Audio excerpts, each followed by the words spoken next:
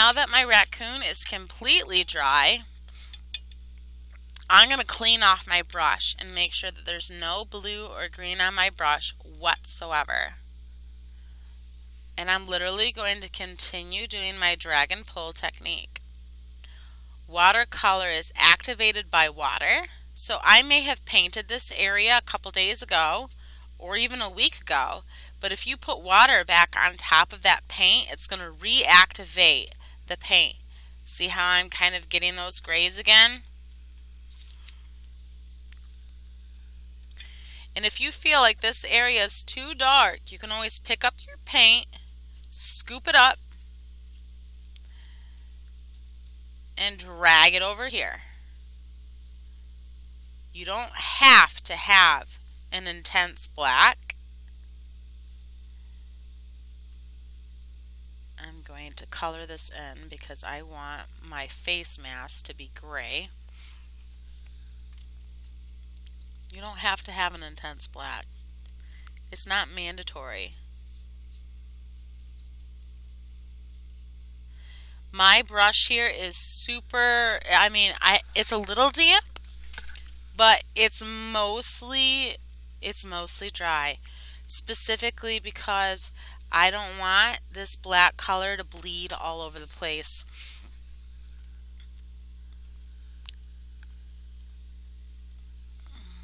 Now I'm just going to darken up the areas that I want to be a darker color.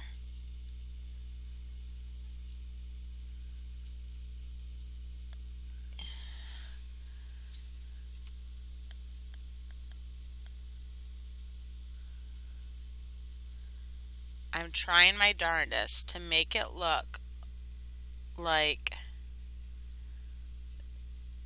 these stripes aren't like one solid line, because fur moves in all different sorts of directions, right? So I'm going to dab it in there, kind of give myself some texture. Anywhere where you think there might be some undershadow, feel free to add an extra layer of paint. You don't want to go too dark too quickly though, so just take your time.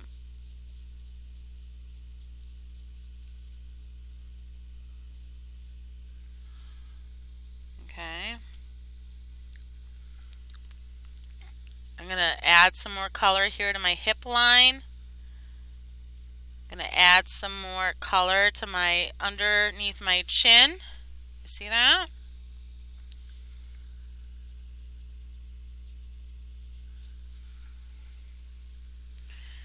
I'm going to color in my nose.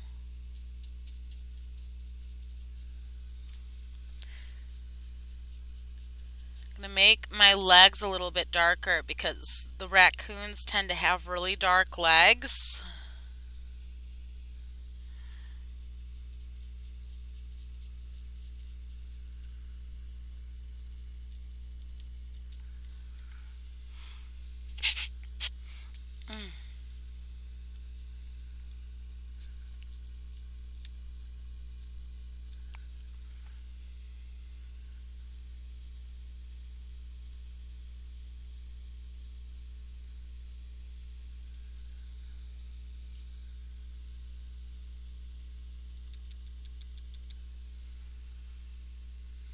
And I'm dabbing some texture in here for my fur.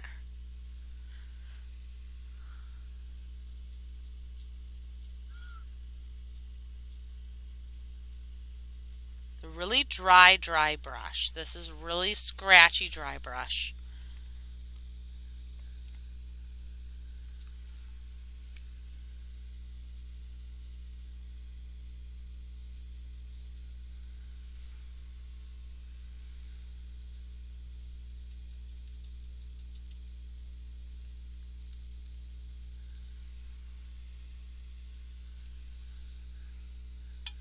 And that, my friend, is how you can create a raccoon using watercolor paint. Now for your sky, you can decide to add a wash of blue, maybe even a sunset. But for simplicity's sake, we are going to stick with a wash. So I would grab a decently sized flat. This is the largest flat I have. And I would spread a layer of water on top, very thin, not too crazy amount, just enough to kind of have a little sheen to your surface. Maybe 2 dots of paint, and use that wet surface that you've just placed on your paper as a vehicle to help your watercolor move from one spot to the other. I did not put a strip of water here because I want some of the white of my paper to bleed through, to kind of act like a cloud. So I'm going to just put this strip of water on here randomly, and I kind of want, like, what do you call those types of wispy clouds? Is it cirrus? I can't remember. Anyway, I want some of this white to peep through and act like a cloud, so I'm going to use that to my advantage. When you get close to your fence line, if you did not use a wax resist or an oil resist for this area, then you're going to want to carefully paint around your fence posts and around your fence planks, or else you're going to have brown in your sky and it's going to make you feel very sad. Now, the reason why I use a very thin layer of water is because if you use more water, you have less control over what you are painting with. So this thin water, or this thin layer, allows me just enough to spread my paint from one area to the next, but not so much that it's splooging and flooding and oozing all over the place. That's something that you definitely want to keep in mind when you're doing with watercolor. This area is right here, this little square, is actually a lot harder to paint with a wash because it's such a small area. So in these little areas here between my posts, I am literally using a damp brush and a dot of watercolor paint. I'm not even putting a strong translucent layer of water in these areas because, like I said, more water, less control. Smaller spaces, you're going to want to use less water in these areas. So that way you don't accidentally color in or turn your fence posts blue or your sky brown, for that matter. And when you're in this area, choke up on your brush, almost like you're writing with a pencil, because this will give you more control over the brush handle and help you make those short strokes in a more accurate manner. Yeah, just heads up. I'm continuing my sky theme here.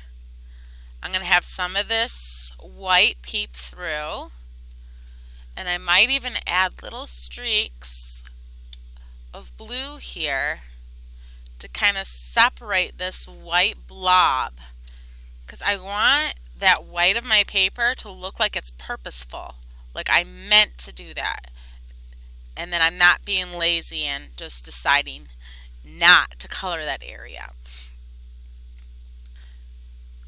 A lot of artists would call this the negative approach, where you use negative space and you don't add detail to it to kind of make your composition a little more interesting.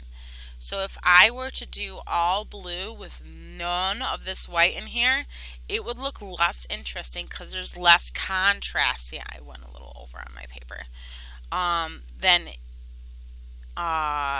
There would be less contrast if I were to do all blue. You can create contrast by adding different amounts of paint to your watercolor brush. If you have lots of paint, you're going to have a more vibrant, more darker color. If you have less paint, you're going to have a more faded or a more pastel-y color like this.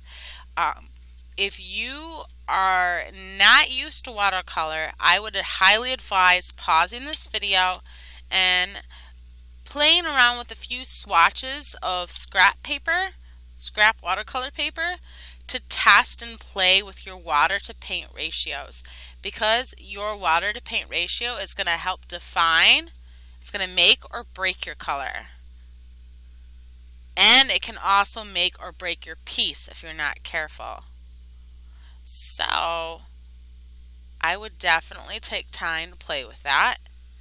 And in the meantime, you can always come back and play the video when you're ready. I will be here waiting for you. And that, my friend, is how you can do the sky using a series of washes, some negative white paper, and some extra color to create your intense blues